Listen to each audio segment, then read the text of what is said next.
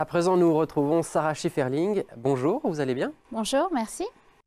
Alors, avec vous, chaque mois, nous parlons du monde du travail et des difficultés auxquelles on peut être confronté. Aujourd'hui, on parle des fautes professionnelles. Alors, tout d'abord, comment est-ce qu'on définit une faute professionnelle? Il n'y a pas de définition légale de la faute professionnelle.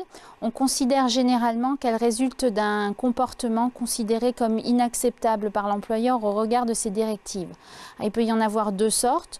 Ou bien c'est un acte positif, c'est-à-dire qu'on fume dans l'entreprise, ou qu'on moleste ses collègues ou des clients, ou qu'on vole dans l'entreprise.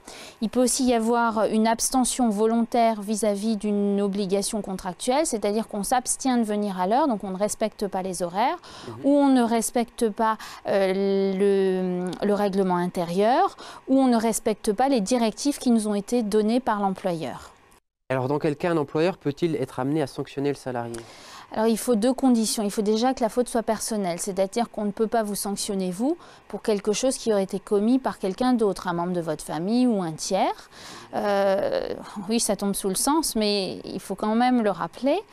Deuxièmement, la faute doit être commise dans un cadre professionnel, c'est-à-dire que tout ce qui relève de votre vie privée ne peut pas être utilisé par l'employeur pour vous sanctionner.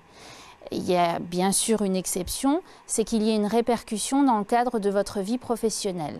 Donc la question se pose souvent en matière de permis en matière de permis de conduire. Si on vous retire votre permis de conduire, est-ce que l'employeur peut vous licencier ? Alors ça dépendra du fait que vous ayez besoin ou non de votre permis de conduire dans le cadre de votre vie professionnelle. Alors ça ne peut pas être considéré comme une faute. Par contre, ça peut justifier votre licenciement si vous avez besoin de votre permis de conduire. Alors, est-ce que lorsque le salarié est incompétent, est-ce aussi une faute? Alors l'incompétence n'est pas une faute, on appelle ça une insuffisance professionnelle. Alors si vous commettez des erreurs ou s'il y a des choses que vous ne savez pas faire, l'employeur peut vous licencier. Mais en aucun cas, il ne peut vous licencier pour faute avec les conséquences que ça engendre. Il peut juste vous licencier pour insuffisance professionnelle. Alors, on entend souvent parler d'avertissement, de blâme, de mise à pied. Quelle différence y a-t-il entre tous ces termes? On a du mal à s'y retrouver des fois. Alors c'est un problème de gradation. En premier lieu, vous avez l'avertissement, en deuxième lieu, vous avez le blâme et en troisième lieu, vous avez la mise à pied. Alors il peut y avoir des sanctions intermédiaires qui sont prévues par la convention collective, mais généralement cette gradation est celle que je viens de vous énumérer. L'avertissement et le blâme, c'est généralement des courriers, ça reste dans votre dossier disciplinaire. Et la mise à pied, elle, si c'est une mise à pied disciplinaire, elle porte sur un certain nombre de jours qui ne vous sont pas rémunérés. Tout ça, ça peut aller jusqu'au licenciement? Alors oui, bien sûr, ça peut aller jusqu'au licenciement selon la gravité de la faute. Et en fait, le licenciement et surtout l'indemnisation du salarié dépendent de la gravité de la faute qui vous est reprochée.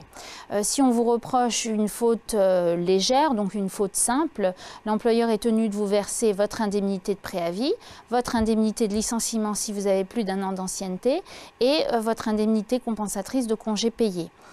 Par contre, si vous faites une faute grave, il ne vous paye que le préavis et que l'indemnité de licenciement. Il ne vous paye pas le préavis et pas l'indemnité de licenciement. Et si vous faites une faute lourde, dans ce cas-là, il ne vous paye aucune indemnité. Mais la faute lourde est très rare parce qu'il faut une intention de nuire du salarié qui doit être démontrée par l'employeur. Est-ce qu'il y a des sanctions interdites?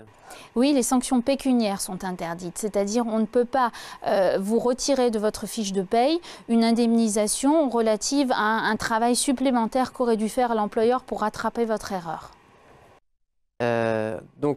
Pour toutes ces procédures, qu'est-ce que l'employeur doit respecter comme règle? Alors la première règle à respecter, c'est le délai de prescription. Pour reprocher une faute grave à un salarié ou une faute lourde, l'employeur doit prendre des mesures dans les 2 mois de la commission des faits ou du moment où il a connu les faits. C'est-à-dire que passé ce délai de 2 mois, il ne peut plus sanctionner le salarié pour ces faits.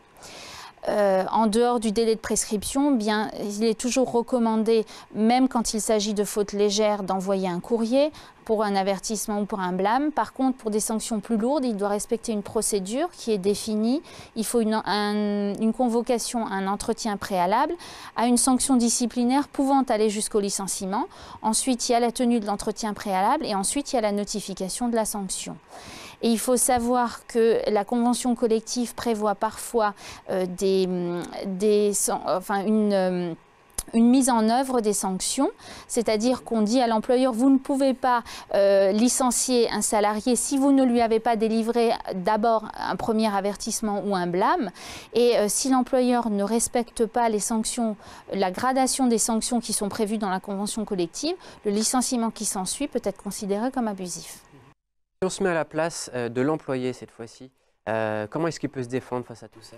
Alors, il peut se défendre par tout moyen de preuve. Donc, il peut se défendre sur la faute en elle-même, en essayant d'établir par des témoignages notamment qu'il n'a pas commis la faute qu'on lui reproche, ou bien s'il reconnaît qu'il y a effectivement eu des faits qui pourraient motiver le licenciement, il peut se battre sur la qualification de la faute, c'est-à-dire d'essayer de justifier que cette faute ne serait pas grave, parce que l'employeur doit quand même faire preuve de proportionnalité dans la sanction. Donc, il ne peut pas licencier quelqu'un pour faute grave alors qu'il s'agit d'une faute légère.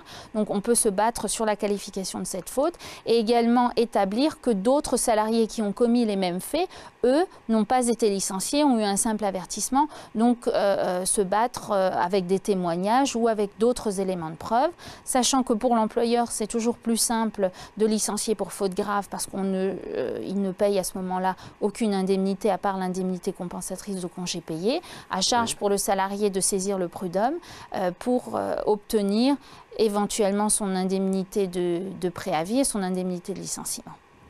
Très bien, merci beaucoup pour tous ces conseils. C'est moi qui vous remercie. On vous retrouve donc le mois prochain avec un nouveau thème. Avec plaisir. Voici